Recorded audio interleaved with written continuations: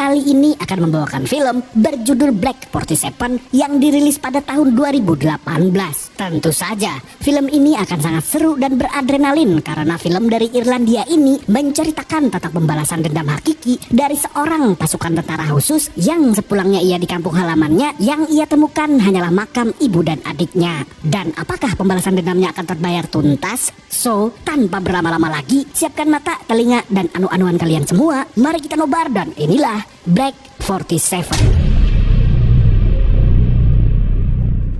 Berlatar di Irlandia tahun 1847, di mana kala itu sedang terjadi bencana kelaparan pada banyak kota-kota kecil di Irlandia. Dikarenakan unsur tanah yang tiba-tiba menghitam mengakibatkan tumbuhan kentang menjadi rusak sehingga tidak bisa diolah untuk dimakan. Di era ini juga terjadi peperangan antara Irlandia dan Inggris yang mengakibatkan banyak dari bangsawan Inggris bisa menduduki kursi pemerintahan Irlandia. Karena hal tersebut, di masa itu banyak korban yang berjatuhan karena kelaparan serta monopoli pajak yang membuat banyak dari warga berhutang pada orang pemerintahan.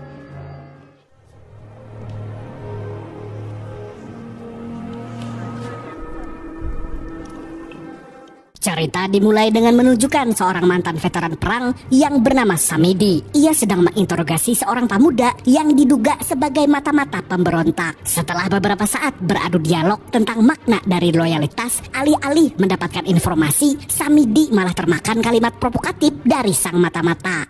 Or does England not want you anymore? Accomplices.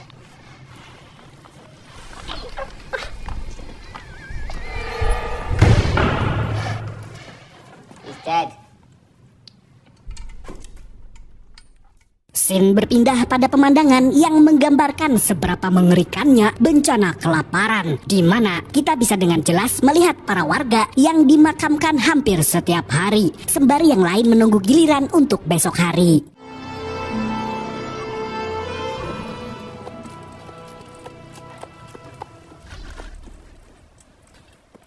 Kemudian, kita diperkenalkan pada pemeran utama dalam film ini yang bernama Martin. Ia adalah tentara khusus yang baru saja menyelesaikan perang di Afghanistan dan juga di India.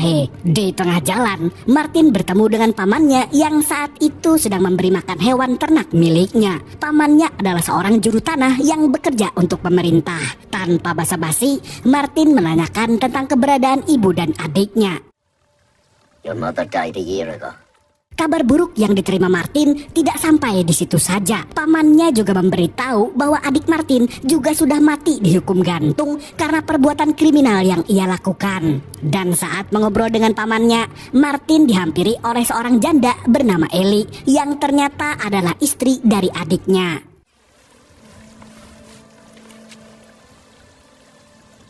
Alalat.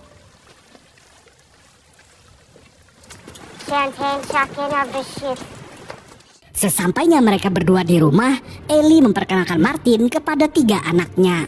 Martin melihat keadaan Ellie dan anak-anaknya yang begitu mengenaskan, mengajak mereka untuk pergi ke Amerika. Karena menurut Martin, tidak ada hal yang patut dipertahankan lagi di tempat tinggal mereka. Martin juga mengajak Ellie menikah agar mereka bisa membuat my sister-in-law Ente kadang-kadang. Keesokan harinya, Ellie mengantar Martin ke tempat peristirahatan terakhir ibu dan adiknya. Ia juga menceritakan kronologis kematian mereka berdua. Setelah krisis kelaparan melanda desa mereka, pemerintah memaksa para warga yang tidak bisa menanam kentang untuk memakan sup yang dikenakan pajak. Jadi semakin sering satu keluarga memakan sup itu, semakin banyak pula utang mereka pada pemerintah. Ibu Martin yang menolak solusi dari pemerintah terpaksa harus menahan lapar di tengah musim dingin yang akhirnya membuat terkena penyakit dan kehilangan nyawa. Sedangkan adik Martin harus dihukum gantung karena menikam orang pemerintahan yang saat itu mulai menyita tanah milik warga yang berhutang pada mereka. Mendengar cerita Ellie, Martin sadar bahwa secara tidak langsung pemerintah dengan segala ulahnya sudah menghabisi keluarganya.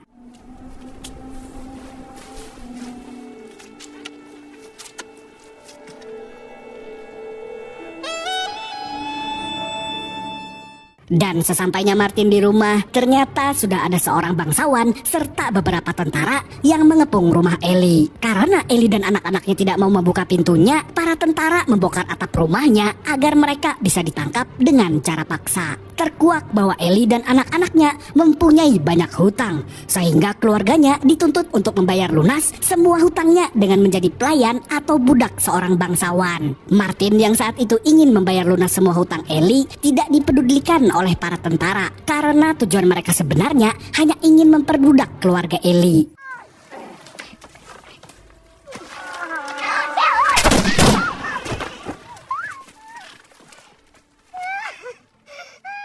Martin ditangkap dan dibawa ke markas para tentara untuk diinterogasi. Sesampainya ia di sana, semua tentara tampak heran dengan perlengkapan senjata yang ada di tas Martin. Mereka tahu bahwa semua senjata Martin bukanlah senjata murahan. Salah seorang komandan menanyakan siapa identitas Martin yang sebenarnya. Layaknya harimau yang tetap tenang saat mengincar mangsanya, Martin hanya diam saat sedang ditanyai. Dan tiba-tiba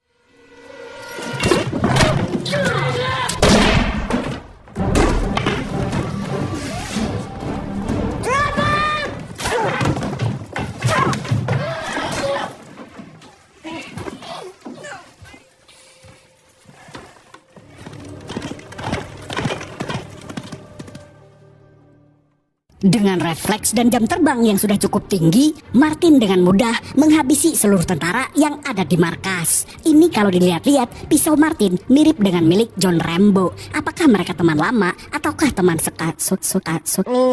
Minimal. Sehabis melenyapkan seluruh tentara yang ada di markas seorang diri, Martin kembali ke rumah Ellie. Tanpa atap rumah Ellie sudah dibongkar oleh para tentara yang membuat salju dapat dengan mudah masuk ke rumah tersebut. Lagi-lagi Martin harus kembali berduka karena yang ia temukan hanyalah Ellie yang sudah mati membeku sembari memeluk anak-anaknya.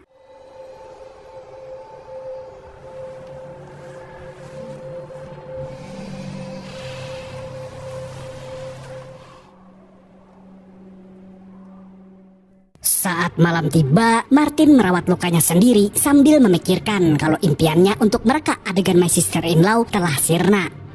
Di sisi lain, kita diperlihatkan pada Samidi yang sekarang sudah dipenjara karena perbuatan yang ia lakukan di awal film. Ternyata orang yang ia bunuh bukanlah mata-mata pemberontak. Alhasil, Samidi harus kehilangan kehormatannya sebagai veteran perang dan dijebloskan untuk dihukum mati.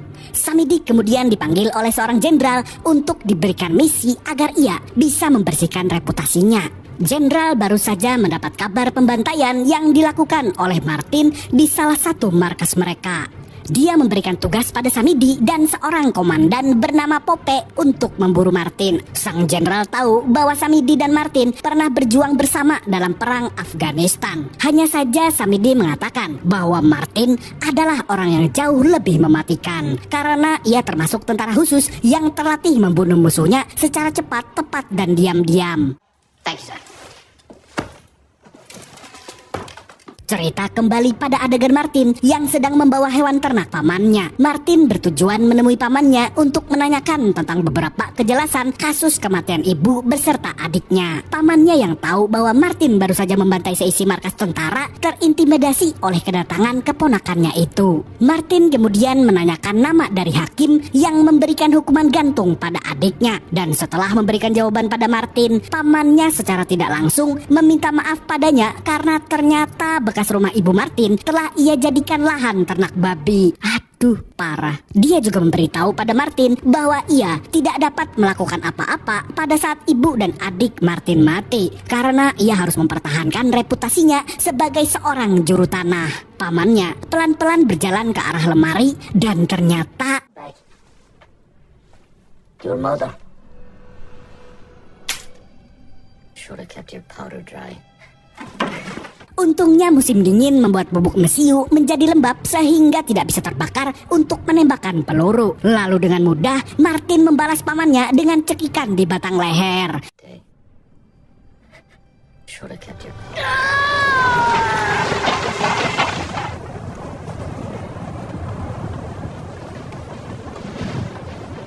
Sesampainya Samidi dan Pope di desa, mereka bertemu dengan tentara bernama Pengkor yang diberi tugas untuk mengawal serta ikut bantu-bantu dalam perjalanan mereka saat memburu Martin.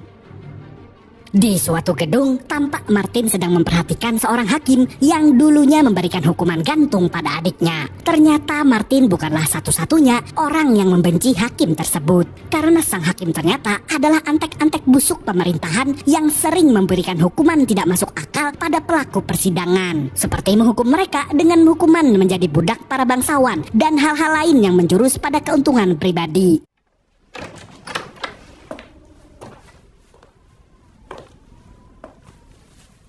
Martin memberikan tali gantung kepadanya. Di depan sang hakim, Martin membisikkan nama lengkap dari adiknya. Sang hakim kemudian memberitahu bahwa ia hanyalah orang yang menentukan hukuman dengan adil. Ia lalu lanjut menerangkan bahwa yang menggantung adik Martin adalah para tentara, bukan dirinya. Martin tidak membalas perkataan sang hakim. Dengan pelan, ia mengunci pintu dan mengatakan bahwa Dewa Kematian tidak menerima satupun pembelaan untuk menghukumnya.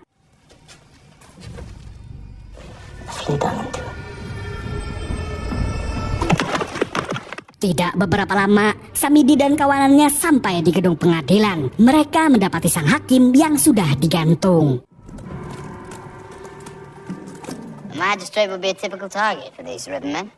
Samidi sadar bahwa kehebatan skill Martin sama sekali belum pudar karena Martin tidak meninggalkan jejak setelah membunuh korban-korbannya, membuatnya sangat sulit untuk dilacak. Samidi, Pope, dan Pengkor bertemu dengan tentara lokal yang juga sedang memburu Martin. Mengetahui bahwa kawanan Samidi adalah orang suruhan pemerintahan pusat, tentara lokal membawa mereka ke tempat markas yang sudah dibakar habis oleh Martin.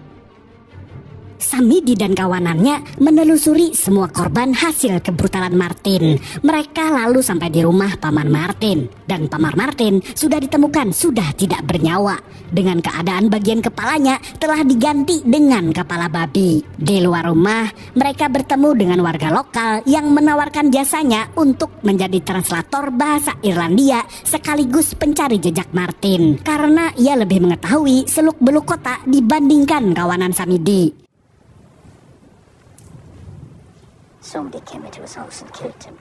Warga lokal itu mengantarkan Samidi ke lahan bekas rumah Ibu Martin. Di sana mereka menemukan kepala Paman Martin yang ditancapkan pada sebatang kayu. Samidi memberitahu bahwa makna dari tindakan brutal Martin ini adalah simbol dari pengkhianatan yang dilakukan oleh pamannya. Ia mengetahuinya karena ini juga dilakukan oleh para warga Afghanistan yang dulu pernah ia lawan. What happened to Mrs. Springy? She died without food or shelter. Singkat cerita, malam pun poek, Samidi dan kawanannya memutuskan untuk beristirahat dengan membuat api unggun. Di tengah kehangatan kobaran api, Pengkor menanyakan alasan Samidi menjalankan misi ini karena ia penasaran kenapa seorang pahlawan perang seperti Samidi mau turun tangan mencari buronan pedesaan. Ternyata selain ingin mengembalikan reputasinya, Samidi menjelaskan bahwa ia dulu pernah ditolong oleh Martin saat mereka berperang di Afghanistan. Bahkan Samidi menganggap Martin adalah tentara khusus terbaik yang pernah ia temui. Mendengar itu,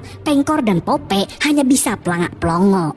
Sesampainya ia di parkiran kuda, ia melihat para tentara penjaganya sudah tergeletak tak bernyawa. Dan dari balik pintu berdiri sosok yang sudah kita kenal. Tidak lain tidak bukan adalah This is land.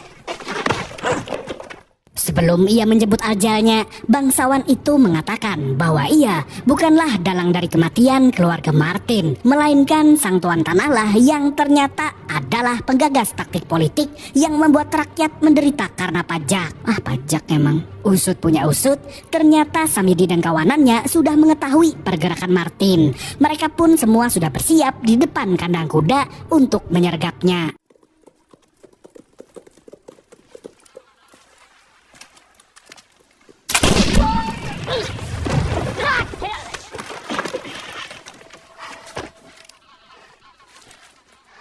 Untungnya Martin bisa mendengar kedatangan Samidi, sehingga ia langsung menyusun rencana untuk lari. Tukar-menukar tembakan tidak terhindarkan.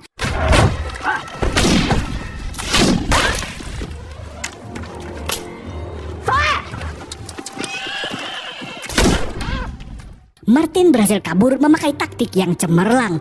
Ia mengandalkan serangan kejutan. Dengan nekat, ia muncul di hadapan lawan sehingga membuat lawannya menjadi tidak siap. Pengkor tidak dapat menarik pelatuk senjatanya untuk menembak Martin karena jauh di dalam hatinya ia sebenarnya berpihak pada apa yang dilakukan oleh Martin, yaitu membunuh para keparat pemerintahan yang membuat warga menderita. Komandan Pope menjadi sangat kesal terhadap aksi mereka yang lagi-lagi gagal menangkap Martin. Ia pun memutuskan untuk segera pergi ke tempat Tuan Tanah untuk memberitahu bahwa ia adalah target Martin selanjutnya.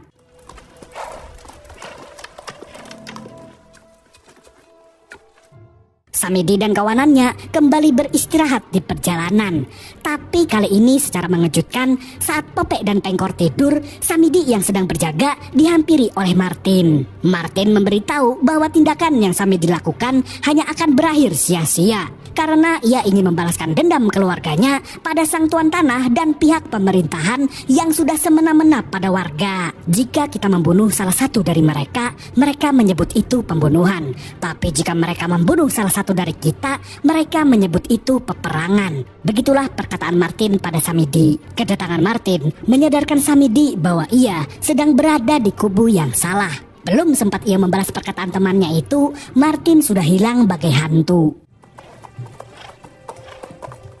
Hari berikutnya, Samidi dan kawanannya telah sampai di tempat tujuan mereka. Ternyata sang tuan tanah mempunyai sifat yang arogan dan sangat sombong. Ia menganggap bahwa Komandan Pope dan Samidi hanyalah ampas tentara pusat karena mereka sama sekali tidak berhasil memburu Martin. Maka dari itu, tuan tanah juga mengumpulkan banyak pembunuh bayaran untuk melindungi nyawanya dari Martin. Sorry. Thanks. Sorry. Di luar kediaman sang tuan tanah, berbaris para warga yang kelaparan. Mereka mengemis berteriak meminta makan pada sang tuan tanah karena mereka tahu bahwa ia menyimpan banyak stok gandum di dalam gudangnya. Pengkor yang melihat hal itu bertanya pada tentara penjaga kenapa para warga tidak dibiarkan masuk untuk mengambil sedikit makanan. Para penjaga tidak membalas pertanyaan Pengkor. Ternyata keadaan di luar menjadi sangat keruh karena Pengkor memaksa serta mengancam para tentara penjaga untuk membukakan gerbang bagi para warga yang kelaparan. Dari sini kita bisa melihat bahwa dari awal ternyata Pengkor adalah orang yang sangat mulia karena ia sendiri tidak ingin wabah kelaparan ini meluas. Tapi sayangnya salah satu komandan tentara tidak setuju dengan tindakan ekstrimnya. I was talking to him! Sorry about your man, Sergeant. Malam harinya, Pope menemui Samidi untuk memberitahu bahwa ia sudah membuat rencana agar mereka bisa menjebak Martin. Samidi yang kala itu masih galau karena kematian Pengkor yang ia anggap sia-sia menyetujui rencana Pope. I got you, you bastard. Singkat cerita, ternyata rencana Pope berjalan dengan tepat. Mereka semua berhasil menyergap Martin yang tertangkap basah ingin membunuh tuan tanah di kamarnya. Tapi ternyata jiwa adrenalin tidak sampai di situ saja. Saat Samidi diberikan komando oleh Pope untuk menembak Martin,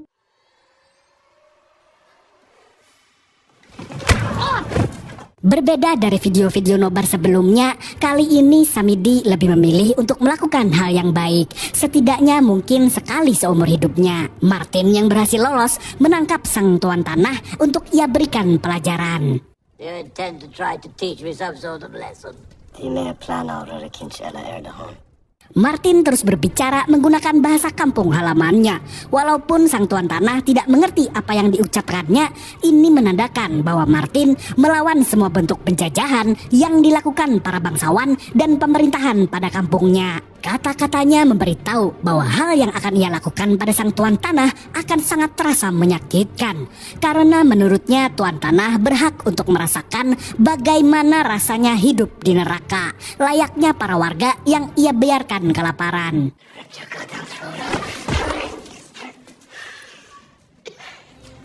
Take 4 men outside the gates. Search the area.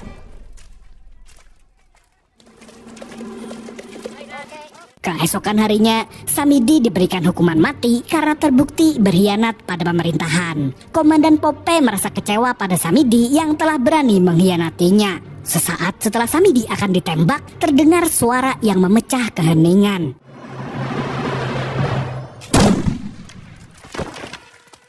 Ternyata Martin tidak meninggalkan Samidi begitu saja. Ia mencoba menyelamatkan Samidi dengan cara melawan seluruh tentara sendirian.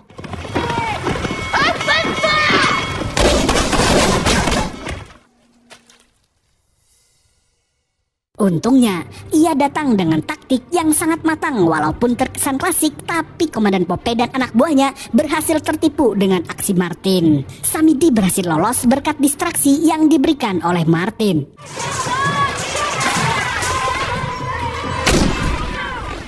Dengan cerdik, Martin menembak gerbang agar para warga yang sedang kelaparan bisa masuk untuk menjarah makanan yang ada. Taktik ini berhasil membuat keadaan menjadi sangat kacau.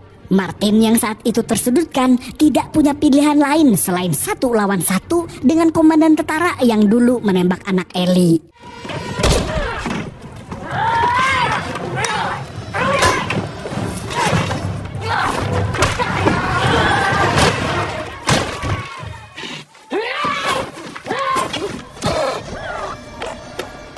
Di tengah kekacauan yang terjadi, Martin berhasil bertemu dengan Samidi. Mereka pun memutuskan untuk segera kabur dari tempat itu.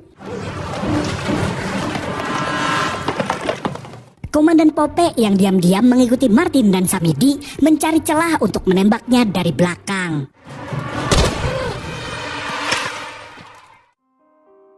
Martin dan Samidi berhasil kabur sampai ke ujung desa. Martin meminta Samidi untuk berhenti karena ia sadar bahwa hidupnya tidak akan lama lagi. Luka tembak yang ia alami membuatnya banyak kehilangan darah.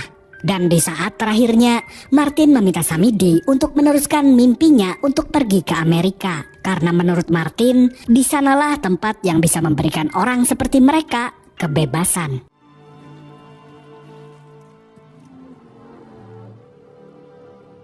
Film berakhir dengan memperlihatkan Samidi yang menunggangi kuda pergi ke Amerika. Gambar menjadi redup dan muncul pesan terakhir yang bertuliskan untuk mengenang semua yang telah mati dan yang telah pergi tidak pernah kembali. Tamat.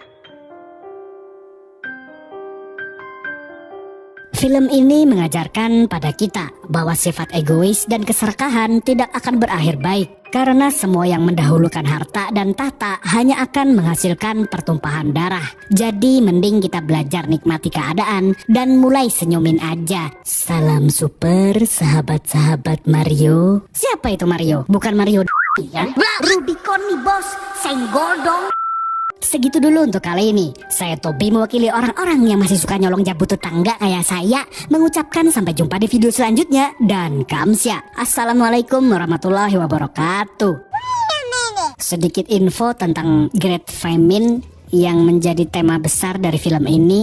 Great Famine atau wabah kelaparan besar yang mengacu pada kejadian meluasnya kelaparan di Eropa pada rentang waktu antara tahun 1845 sampai 1852. Walaupun melanda banyak negara Eropa saat itu, dampak terparah terjadi di Irlandia dan Skotlandia. Kata Wiki begitu sih.